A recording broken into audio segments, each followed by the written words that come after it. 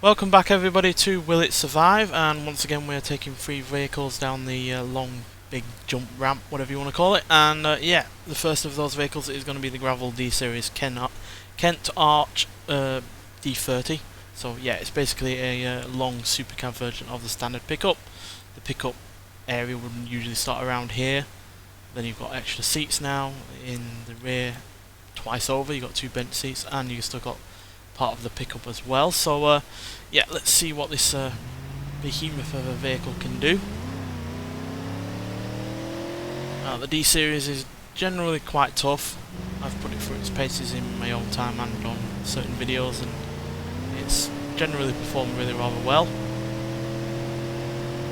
Let's see what it can do here. See if it can become one of the few vehicles to survive first time round.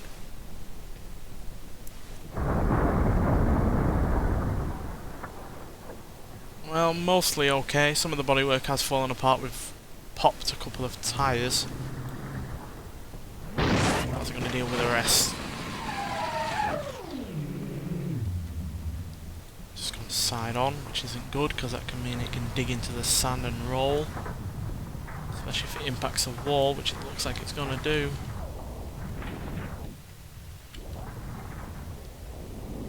Ow.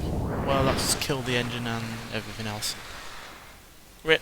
Well, the bodywork on the whole has stood up, but yeah, everything mechanically has broken. The engine, the drive shafts, and yeah, the radiator, and a couple of the tyres. So yeah, first time round, not very good. So maybe if we give it a little bit of a dab with the old brakes for the end of the ramp, we should be alright.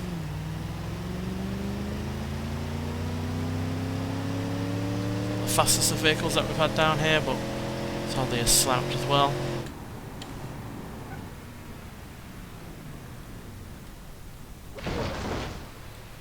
We've lost another tyre, but only the one this time.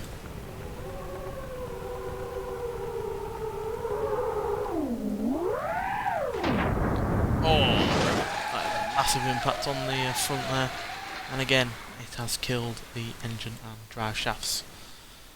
Well, this car's looking more fragile than I ever remember it being, to be honest, but then again maybe it's just the massive high speed impact into a wall that is really doing us in, so hopefully we can dodge a wall. Say further to the right, see if that gives us a chance. It was on the left hand side twice now.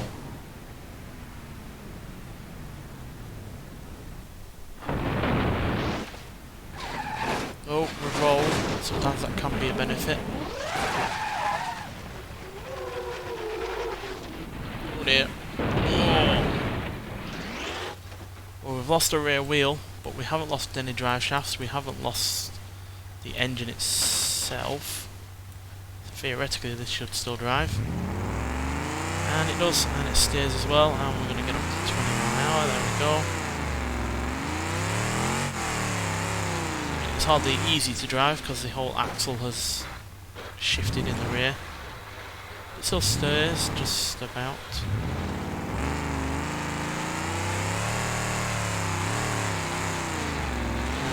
Yeah, the car is a wreck, as you can see.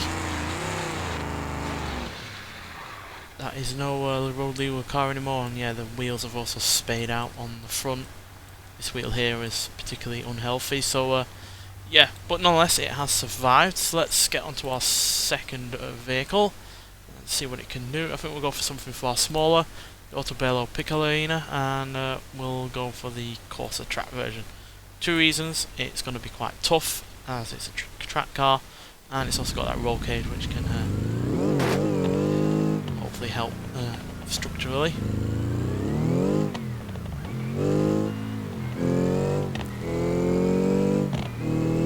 It's going to be in comparison to the pickup. Well, it's pretty much the same. Topping out at about 140 there. How's it going to deal first time round? Lost a tyre at the front. Now spearing off into a wall by the looks of things. Yeah, oh. Lost a fuel tank at the front and a wheel.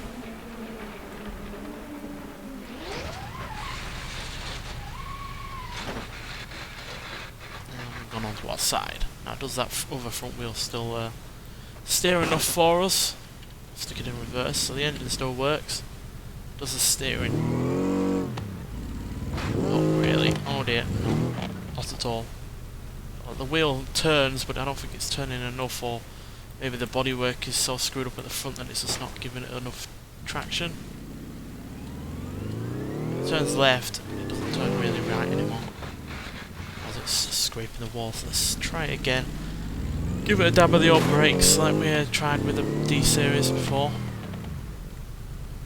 It would be helpful if I did do that.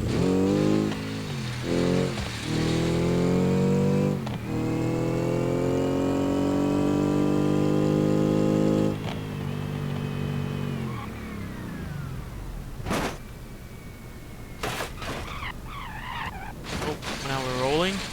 That can usually dissipate the energy into the roof and the less important parts. And it looks like we've survived. Not completely intact, obviously. We lost some of the bodywork, and yeah, I'm sure the wheels aren't exactly straight anymore, but still able to move. We're still able to steer, just about. They just wander around a fair old bit now, but yeah, that's a success if I've ever seen one, which is good to see. Not that it likes doing that, but that's not part of this series. So yeah, let's get on to the third and final vehicle. We're going to do what we did last time and go for a lifted version of a classic American car. So we're going to go with the Wagon 4x4. We've taken the standard Woody Wagon out on a previous episode. I can't remember if that did any really all that well, but this lifted version should do well because it's got the additional suspension, it's got the all-wheel drive system.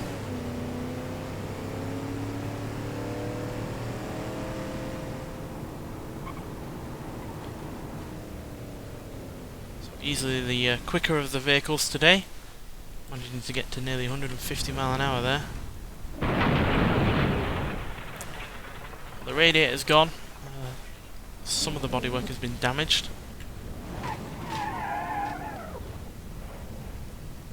And now we're going off into a wall. No!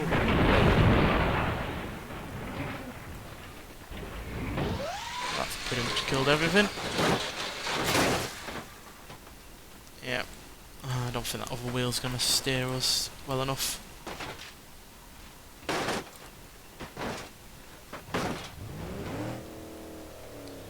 Help if we didn't get hung up on a wall.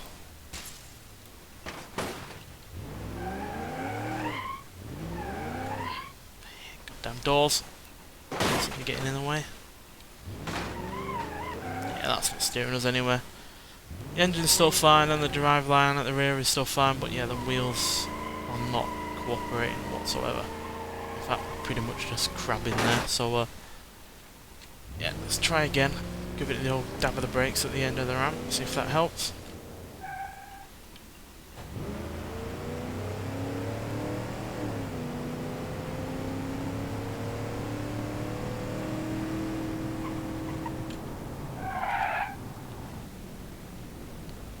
Locked up the brakes there on braking, unfortunately.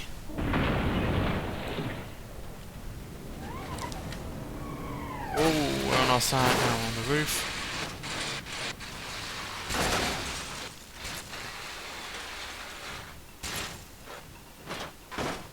Turn the engine off while we get it righted so we don't starve the engine of oil. Is this going to work? It does look like it will. And indeed it does, and not really with all that much damage. The roof has caved in because we obviously rolled over, we've lost some of the glass, we've lost the radiator. Not much else, and the car still moves. It does pull to the right a bit.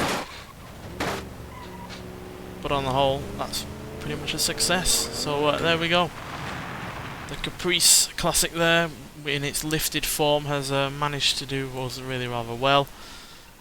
Only the D-Series, I think. Would D-Series fail? I can't remember. But yeah, the Autobello, surprisingly, was successful, considering it's a really rather small car that has plenty of weaknesses going for it. You've got an exposed engine in the rear, and you've got obviously only rear wheel drive, and its front wheels are typically quite weak, along with the fuel tank being right up the front as well. So yeah, surprised that did as well as it did, to be honest, especially since obviously even being a track version, it's still got its weaknesses. So yeah, there we go. Another episode of Will It Survive, and yeah, hope you've enjoyed it, and I'll see you in the next one. Bye.